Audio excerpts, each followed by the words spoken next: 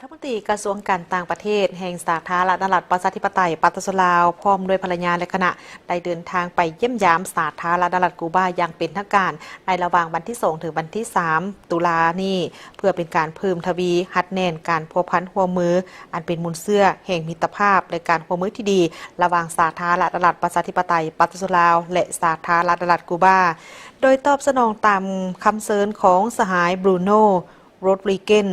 ปาริยารัฐมนตรีกระทรวงการต่างประเทศแห่งสาธารณรัฐกูบาสหายท้องสวรรค์พรหมวิหารรัฐมนตรีกระทรวงการต่างประเทศแห่งสาธารณรัฐประชาธิปไตยปัตตานีลาวพร้อมด้วยภรรยาและคณะได้เดินทางไปเยี่ยมยามสาธารณรัฐกูบาอย่างเป็นทางการในระหว่างวันที่2ถึงวันที่3ตุลา2025นี้เพื่อเพิ่มทวีหัดแน่นการพัวพันร่วมมือ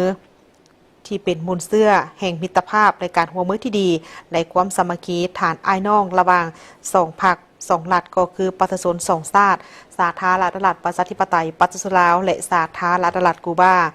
การพบปะ2ฝ่ายอย่างเป็นทางการระหว่างสหายท้องสวรรค์พรหมวิหารและสหายบรูโน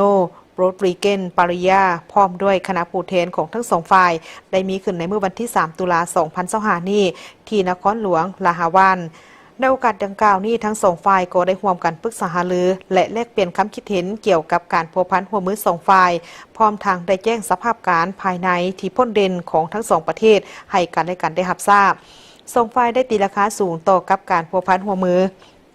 ระหว่าง2พรรค2รัฐและปัตตานี2ชาติที่ได้หัดแน่นและยกสูงอย่างประยุทธ์ยั่งบนพื้นฐานประเทศเพื่อนมิตรยุทธศาสตร์ที่มีอุดมการณ์เดียวกันและมีมูลเสื้อการพัวพันอันดีที่มีมาแต่ยาวนาน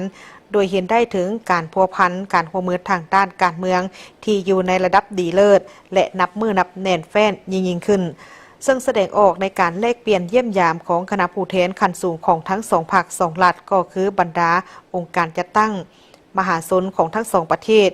ที่จัดเป็นประจำพิเศษในปี 2024 ที่ผ่านมา2ประเทศแม้นได้ร่วมกันจัดพิธีเฉลิมฉลองครบรอบ50 ปีแห่งการสร้างตั้งสายผูกพันการทูตลาวกูบาลาวอย่างเป็นขบวนฟูดฟื้นและมีความหมาย